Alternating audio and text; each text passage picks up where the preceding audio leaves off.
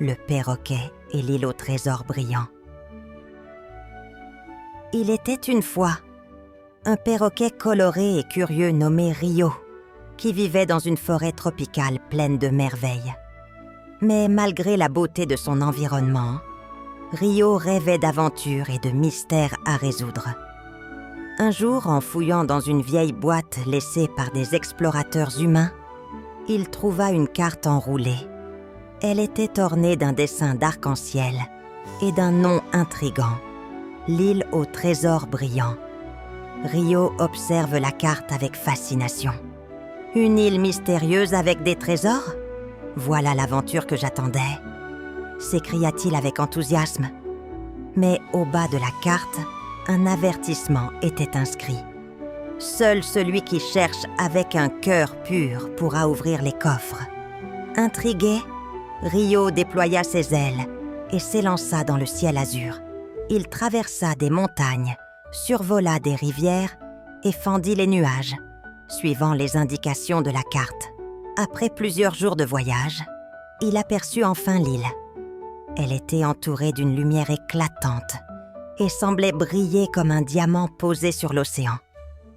Quand il atterrit sur la plage dorée, Rio fut accueilli par une étrange créature, une tortue âgée portant des lunettes dorées. « Bienvenue sur l'île au trésor brillant », dit-elle d'une voix douce mais grave. « Tu dois être Rio, le voyageur que j'attendais. »« Vous m'attendiez ?» demanda Rio étonné. « Oh, oui, tous ceux qui trouvent la carte sont destinés à venir ici. Mais attention, les trésors ne se dévoilent qu'à ceux qui prouvent leur valeur. Regarde. » La tortue conduisit Rio au centre de l'île, où se dressaient 7 coffres en cercle. Ils scintillaient sous le soleil, mais chacun était fermement verrouillé. Les coffres contiennent des trésors brillants qui détiennent des pouvoirs uniques, expliqua la tortue. Pour les ouvrir, tu dois trouver 7 clés en forme d'arc-en-ciel. Chaque clé est cachée quelque part sur cette île, protégée par une épreuve. Es-tu prêt à relever le défi ? Rio hocha la tête avec détermination. Je suis prêt, mais où dois-je commencer ? La tortue sourit et tendit une petite boussole magique à Rio. Cette boussole te guidera vers la première clé. Mais souviens-toi, chaque épreuve te demandera de prouver une qualité particulière. Bonne chance, Rio. Rio prit la boussole et la suivit jusqu'à une jungle dense à l'intérieur de l'île. Les arbres étaient si hauts qu'ils semblaient toucher le ciel et les feuilles bruissaient comme si elles murmuraient en des secrets. Soudain, Rio entendit une voix étrange. « Qui ose pénétrer dans ma forêt ?» Rio regarda autour de lui et aperçut un caméléon géant perché sur une branche. « Je suis Rio et je cherche la première clé en forme d'arc-en-ciel, » répondit-il. Le caméléon cligna des yeux. « Si tu veux la clé, tu dois résoudre mon énigme. Écoute bien, je brille sans être feu, je danse sans être vivant, je m'éteins avec l'eau. Qui suis-je » Rio réfléchit intensément.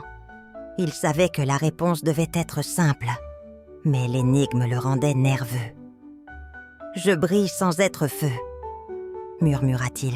« Je danse, la lumière, c'est la lumière. » Le caméléon hocha la tête avec approbation. « Bien joué, perroquet. Voici ta première clé. » Il tendit une petite clé rouge scintillante à Rio. Lorsqu'il la prit, une chaleur douce l'envahit et il ressentit une nouvelle énergie en lui. « Cette clé représente le courage, » expliqua le caméléon. « Elle te rappellera que le courage est la lumière qui guide même dans l'obscurité. » Rio remercia le caméléon et retourna à la plage avec la première clé en main. La tortue l'attendait. « Tu as réussi !» dit-elle avec un sourire. « Mais ce n'est que le début. Il te reste 6 clés à trouver et chaque épreuve sera plus difficile que la précédente. » Rio regarda la clé rouge, déterminé à continuer. « Je suis prêt pour tout ce que cette île a à offrir. » Et ainsi, le perroquet courageux se lança dans sa grande aventure, prêt à découvrir les secrets des autres couleurs et les pouvoirs qu'elles détenaient. Rio, désormais en possession de la clé rouge et empli d'un nouveau courage, tenait fermement la boussole magique. Les aiguilles dansaient dans tous les sens, mais finalement, elles s'arrêtèrent, pointant vers une direction claire, la forêt lumineuse, où se cachait la clé orange. Lorsqu'il pénétra dans la forêt, Rio fut émerveillé. Les arbres brillaient comme des lampes géantes, et le sol était tapissé de fleurs luminescentes. Pourtant, une étrange sensation d'inquiétude planait dans l'air. « Qui va là ?» demanda une voix. Un écureuil doré sauta d'un arbre et atterrit devant Rio. « Je m'appelle Rio et je cherche la clé orange », répondit le perroquet avec assurance. L'écureuil éclata de rire. « La clé orange est bonne ici, mais pour l'obtenir, tu devras faire preuve de créativité. Suis-moi. » Curieux, Rio suivit l'écureuil jusqu'à une clairière où se trouvaient 3 blocs de pierre et une série de fleurs colorées. « Voici ton défi !» déclara l'écureuil en souriant. « Avec ces blocs et ces fleurs, crée quelque chose qui illuminera la forêt entière. » Rio regarda les éléments devant lui, perplexe. « Comment vais-je faire ça ?» murmura-t-il. L'écureuil répondit. « Laisse ton imagination te guider, n'aie pas peur d'expérimenter. » Rio se mit au travail. Il commença par empiler les blocs de pierre pour former une structure en spirale. Ensuite, il utilisa les fleurs lumineuses pour décorer les blocs. Chaque fleur ajoutait une couleur différente et bientôt, sa création ressemblait à une grande lampe multicolore. Mais il manquait encore quelque chose. Rio se rappela alors du pouvoir de la clé rouge, le courage. Il posa sa patte sur la clé et sentit une chaleur l'envahir. Inspiré, il ajouta des plumes de ses propres ailes pour couronner sa structure. « Voilà, c'est terminé !» annonça-t-il avec fierté. L'écureuil observa l'œuvre avec émerveillement. « Incroyable! Tu as réussi à illuminer la forêt d'une manière que je n'avais jamais vue. Ta créativité est une véritable clé en soi. » Une lumière orange apparut au sommet de la structure et une clé en descendit doucement. Rio la saisit avec précaution. « Cette clé orange te donne le pouvoir de la créativité, » dit l'écureuil. « Utilise-le pour résoudre les défis à venir. » Rio remercia l'écureuil et reprit sa route, suivant de nouveau la boussole. Cette fois, elle le mena jusqu'à un volcan imposant. La chaleur intense et les grondements du sol faisaient frissonner le perroquet, mais il se rappela des mots de la tortue. Seul celui qui cherche avec un cœur pur pourra ouvrir les coffres. Au sommet du volcan, il trouva une pierre brillante, en équilibre au bord du cratère. Soudain, un phénix majestueux émergea des flammes. « Tu es venu chercher la clé jaune, n'est-ce pas ?» demanda le phénix. Rio hocha la tête, impressionné. « Pour l'obtenir, tu devras faire preuve de persévérance. Déplace cette pierre jusqu'au sommet, sans la laisser tomber dans le cratère. » Rio comprit rapidement que ce défi ne serait pas facile.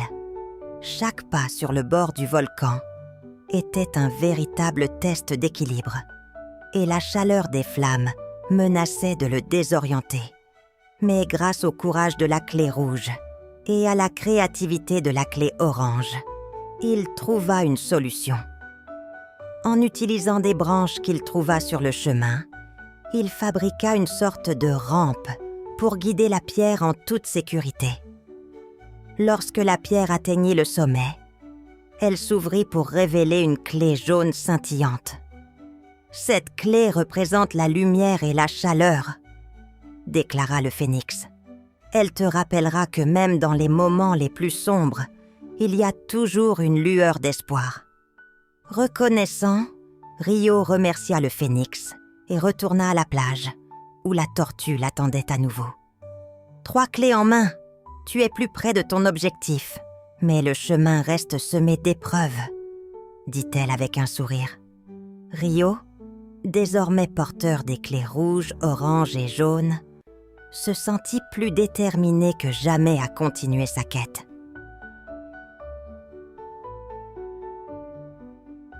Le soleil se couchait à l'horizon lorsque Rio reprit sa route, ses 3 premières clés solidement accrochées à ses plumes. La boussole magique clignotait doucement, indiquant la direction à suivre. Une forêt dense, presque argentée, où la lumière semblait se refléter à chaque mouvement. La forêt argentée était un lieu mystérieux, où les arbres resplendissaient d'une lumière étrange, comme si la lune elle-même y résidait en permanence. Chaque feuille et chaque branche semblait scintiller d'un éclat métallique. Rio se sentait à la fois émerveillé et nerveux. Il savait que la clé verte, la prochaine sur sa liste, était cachée ici, mais il ne savait pas encore quelle épreuve l'attendait. « Bienvenue dans la forêt argentée, Rio », dit une voix douce mais autoritaire. Un loup aux yeux brillants, aux poils argentés, apparut devant lui. « Je suis Argent, le gardien de cette forêt. Si tu veux la clé verte, tu devras répondre à une question difficile. » Rio regarda attentivement le loup. Il avait déjà surmonté plusieurs défis, mais cette fois, l'épreuve semblait différente. Le loup l'observait avec des yeux perçants, comme s'il essayait de lire dans son âme. « Je suis prêt », répondit Rio, le cœur battant légèrement plus fort. Le loup hocha la tête et posa sa question. « Qu'est-ce qui est plus précieux que l'or, plus rare que le diamant, et qui ne peut être vu que par ceux qui savent écouter leur cœur ?» Rio resta silencieux un moment, réfléchissant à la question. L'énigme était profonde, mais il sentit quelque chose au fond de lui qui l'aidait à comprendre. Il pensa à ses voyages précédents, à ses rencontres et aux épreuves qu'il avait traversées. Il se souvint de l'avertissement de la tortue. Chercher avec un cœur pur. Finalement, il répondit d'une voix calme et confiante. « L'amitié, c'est l'amitié qui est plus précieuse que l'or, plus rare que le diamant, et c'est avec le cœur que l'on peut la reconnaître. » Le loup argenté sourit, montrant ses dents étincelantes. « Tu as trouvé la bonne réponse, Rio. L'amitié est en effet la clé de ce monde, et tu l'as comprise. » Il s'éloigna et fit un signe de tête vers un arbre majestueux où une clé verte brillait dans l'une des branches les plus basses. Rio la saisit avec gratitude. « Cette clé te donnera le pouvoir de l'harmonie, » expliqua le loup. « Elle te rappellera que l'amitié et la solidarité rendent tout possible, même dans les moments les plus difficiles. » Avant que Rio puisse répondre, le loup s'évanouit dans les ombres de la forêt, laissant derrière lui une atmosphère apaisante. Rio, réconforté par ces paroles, tourna la clé verte dans sa main et sentit une nouvelle énergie, plus douce et équilibrée. Il reprit sa route, la boussole indiquant une nouvelle direction. Il se dirigea cette fois vers une montagne, là où la prochaine épreuve et la clé bleue l'attendaient. En chemin, Rio pensa à tout ce qu'il avait appris. Le courage, la créativité, la lumière et maintenant l'amitié. Ces clés étaient plus que de simples objets magiques. Elles étaient les clés de son propre cœur. Et il savait que chaque épreuve à venir ne serait qu'un autre pas vers la découverte de lui-même. Il se sentait prêt.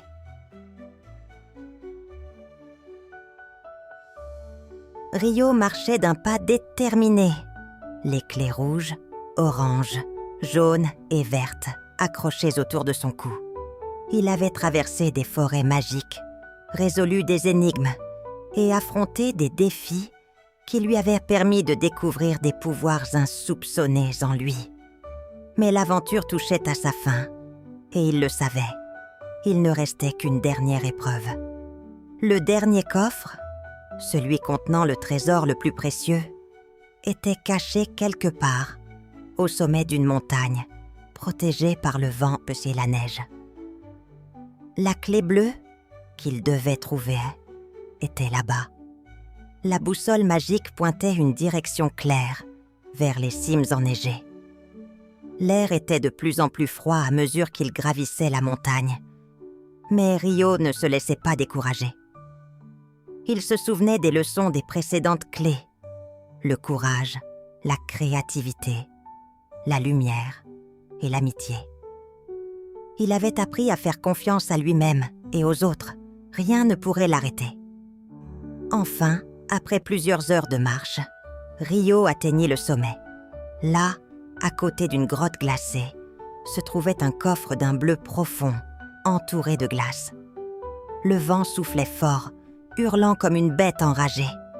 La neige tourbillonnait autour de lui, et Rio dut se protéger les yeux avec ses ailes. « C'est ici le dernier coffre !» murmura Rio, d'un ton résolu. Mais il n'était pas seul. Une silhouette majestueuse apparut dans la neige. C'était un aigle aux plumes d'argent, les yeux perçants comme des éclats de glace. L'aigle se posa devant Rio et le scruta longuement. « Tu es venu chercher la dernière clé, n'est-ce pas ?» demanda l'aigle d'une voix grave. « Oui, » répondit Rio. « Je suis venu ouvrir ce coffre. » L'aigle hocha lentement la tête. « Avant que tu ne puisses l'ouvrir, il te faut une dernière clé. Une clé qui ne se trouve pas dans la nature, mais dans ton cœur. Le défi final est de comprendre ce que la sagesse véritable signifie pour toi. » Rio, perplexe, observa l'aigle. Il savait que cette épreuve serait différente. Le trésor ne serait pas une simple clé magique. Il devait comprendre quelque chose de profond. L'aigle s'éloigna légèrement, puis, d'un geste ample, fit tomber une fine couche de neige qui recouvrait une petite tablette de pierre. Sur cette pierre étaient gravées des inscriptions anciennes. « Lys », dit l'aigle, « les mots sont la clé de la sagesse. » Rio se pencha pour lire les inscriptions. « La sagesse n'est pas dans ce que l'on possède, mais dans ce que l'on donne. Ce n'est pas la lumière qui brille dans les ténèbres, mais la capacité de voir dans l'obscurité. Le trésor ultime est celui que l'on partage. » Rio se redressa, son esprit en plein tourbillon. Ces mots résonnaient en lui. Il pensa au moment où il avait aidé les autres, où il avait fait preuve de patience et d'écoute. Il pensa à ses amis qu'il avait rencontrés sur son chemin et à tout ce qu'il avait appris. La véritable sagesse, comprit-il, ne résidait pas dans le simple fait de posséder les clés, mais dans la manière dont on les utilisait pour améliorer le monde autour de soi. L'aigle attendait patiemment, et Rio, d'une voix assurée, répondit « La sagesse, c'est savoir partager ce que l'on a appris. C'est donner sans attendre en retour et comprendre que tout ce qui est précieux ne se mesure pas en richesse, mais en bienveillance. » L'aigle inclina la tête, comme s'il était satisfait de la réponse de Rio. « Tu as trouvé la clé, Rio. La sagesse, c'est ce qui brille dans les cœurs, pas dans les coffres. » Alors, une lumière douce et brillante jaillit de la grotte. Le coffre se déverrouilla, révélant une dernière clé, d'un bleu éclatant. Rio la prit délicatement et la tourna dans sa main. Il sentit une chaleur douce se répandre en lui, une sensation de paix profonde. « Cette clé représente la sagesse », expliqua l'aigle. « Elle te rappellera que tout ce que tu as appris doit être transmis et que le vrai trésor réside dans la façon dont tu partages ton savoir et ton amour avec les autres. » Le vent s'apaisa, la neige se calma et Rio se sentit empli d'une sérénité nouvelle. Il n'avait plus besoin de trésors matériels. Il avait trouvé quelque chose de bien plus précieux, la sagesse et la compréhension de ce qui était vraiment important dans la vie. Rio tourna la clé bleue et, alors que le dernier coffre s'ouvrait, une lumière magnifique envahit la montagne, illuminant la vallée en contrebas. Le trésor qu'il avait tant recherché n'était pas dans un coffre. Il était en lui. « Le trésor, c'est toi !» dit l'aigle. « C'est ton cœur rempli de sagesse. » Morale de l'histoire. Le vrai trésor ne réside pas dans les objets que l'on accumule, mais dans ce que l'on donne aux autres et dans la sagesse que l'on partage. N'oubliez pas d'abonner, petits amis. À bientôt!